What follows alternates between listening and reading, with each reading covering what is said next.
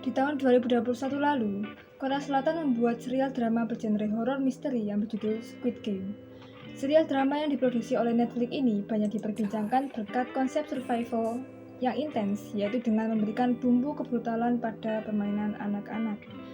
Beberapa scene dalam series ini menjadi suatu hal yang ikonik yang banyak diperbincangkan seperti prajurit bertopeng merah, boneka anak raksasa yang bernama Yonghi, dan lagu ikoniknya yaitu Red Light Green Light yang berbunyi Mukungwa Koji Pyo Semida, seperti itu. Yang mana di dalam drama ini menggambarkan jika peserta tetap bergerak ketika lagu tersebut sudah berhenti, maka akan langsung ditembak mati. Secara umum, Squid Game menceritakan sebuah kontes rahasia yang diikuti oleh orang-orang yang mengalami kesulitan finansial, seperti terjebak hutang, kebangkrutan akibat kesalahan dalam investasi, dan sebagainya. Dengan janji hadiah miliaran won, mereka hanya perlu menang dalam setiap permainan tradisional Korea. Namun dengan satu konsekuensi yang mengerikan, peserta yang gagal dalam permainan akan mati. Sekilas, serial drama Squid Game ini menggambarkan kesengsaraan manusia yang memilih mempertaruhkan nyawa demi sebuah permainan yang dinikmati oleh orang kaya. Sepanjang permainan dalam Squid Game ini, terjadi kekejian, keegoisan, dan pembunuhan untuk mengejar sebuah reward atau hadiah uang senilai 45,6 miliar won atau sekitar 547,9 miliar rupiah. Orang-orang malang dengan hutang yang sangat banyak menjadi kuda-kuda untuk ditonton oleh orang-orang yang kaya. Karena semua orang kaya tersebut memiliki anggapan yang sama, yaitu hidup tidak begitu menyenangkan bagi orang yang memiliki kelebihan uang. Oleh karena itu, orang kaya di dalam drama ini memilih untuk berpartisipasi dalam permainan Squid Game dengan harapan untuk mendapatkan hiburan atau adrenalin, atau mungkin karena mereka hanya sekedar merasa bosan dengan kehidupan mereka yang melimpah. Dan secara finansial pun mereka mendukung permainan tersebut dengan memberikan hadiah uang besar bagi pemenangnya. Dalam perspektif utilitarianisme, tindakan mereka dapat dianggap sebagai kontribusi untuk menciptakan manfaat keseluruhan yang lebih besar. Hadiah uang tersebut dapat memberikan bantuan finansial kepada pemenang yang mungkin memiliki kesulitan keuangan atau dapat digunakan untuk tujuan lain yang dianggap bermanfaat secara sosial. Sebuah ironi memang ketika harga sebuah nyawa yang mereka pertaruhkan tidak lebih berharga dibandingkan dengan hadiah permainan berupa uang senilai miliaran won. Kesuksesan serial drama ini dalam menciptakan momen-momen ikonik tersebut turut menginspirasi penggemar untuk memperbanyak pembicaraan dan diskusi seputar Squid Game di dunia maya.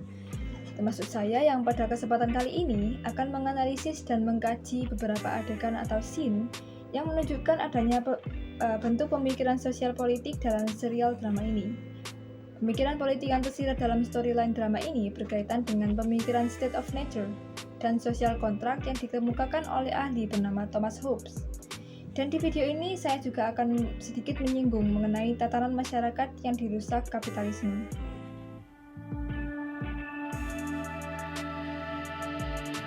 Dalam pandangan Thomas Hobbes, kompetisi antar manusia untuk mewujudkan keinginan mereka dapat dilihat dalam konteks pemikirannya tentang keadaan alamiah.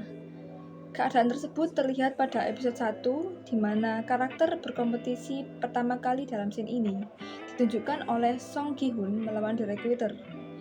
Di sini Gi-hun menunjukkan kemampuan bermain jaki, meskipun ia sedang dalam kondisi yang frustasi demi mendapatkan uang sejumlah 100.000 won.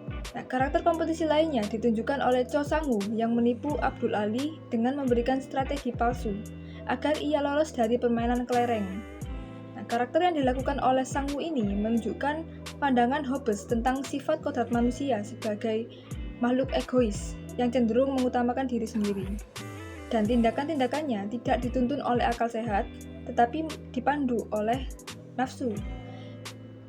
Mereka akan menggunakan segala cara yang mereka anggap perlu untuk mencapai tujuan mereka sendiri. Akibat dari sifat egois inilah yang memunculkan keadaan saling mengancam, saling curiga, dan berlaku kejam satu sama lain.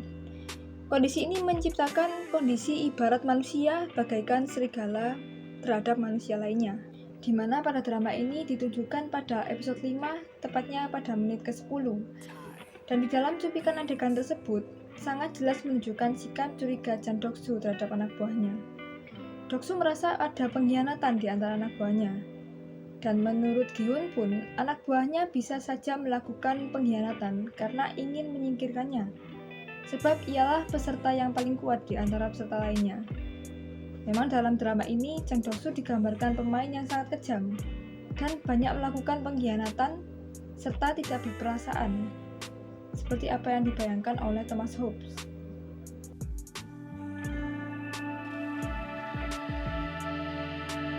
Di episode 1, keadaan menunjukkan para peserta berkumpul di suatu tempat asing, di mana peserta pada saat itu masih belum mengetahui apa yang akan dilakukan di tempat asing tersebut. Kemudian mereka disuruh menandatangani formulir persetujuan pemain yang berisi 3 pasal. Pasal 1, pemain tidak diperbolehkan berhenti bermain. Kemudian pasal 2, pemain yang menolak bermain akan dieliminasi. Kemudian pasal yang ketiga, permainan dapat diberhentikan jika mayoritas setuju. Namun ternyata mayoritas pemain setuju untuk menandatangani perjanjian tersebut. Tetapi mereka belum tahu apa resiko yang akan mereka hadapi. Adegan tersebut secara tidak langsung menggambarkan teori kontrak sosial. Ini terbukti ketika peserta menyerahkan diri untuk ikut berpartisipasi dalam permainan yang dibuat oleh orang-orang yang memiliki kuasa tersebut. Setelah tahu bahwa aturan main dalam permainan tersebut dibuat terlalu beresiko, mereka mengajukan pasal ketiga, yaitu pemungutan suara untuk menentukan lanjut atau berhenti bermain. Dan di sini menunjukkan bahwa adanya demokrasi, yaitu pengambilan keputusan bersama. Nah, saat dilakukan pemilihan suara, ternyata mayoritas memutuskan untuk tidak melanjutkan permainan, dan pada akhirnya mereka pulang tuh ke rumahnya masing-masing.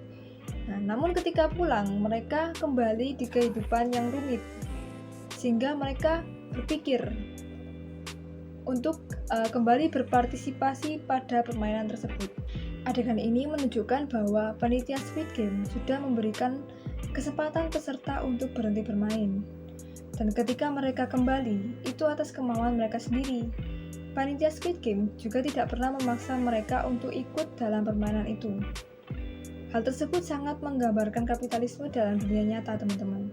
Para pelaku kapitalisme selalu mengatakan bahwa saya nggak pernah loh maksa kamu kerjasama dengan saya. Itu pilihan kamu sendiri. Dan itulah betapa menyebalkannya realita di dunia ini. Kita memang diberi kesempatan dan kebebasan untuk memilih, tetapi kita tidak diberi pilihan. Itulah sekilas gambaran pemikiran politik Thomas Hobbes dalam serial drama Squid Game yang bisa saya jelaskan. Saya berharap konten ini baik penjelasan maupun visualisasinya dapat disampaikan dengan baik. Dan jika kalian punya tambahan informasi atau hal menarik lainnya, silakan tulis di kolom komentar. Itu saja dari saya. Terima kasih. Wassalamualaikum warahmatullahi wabarakatuh.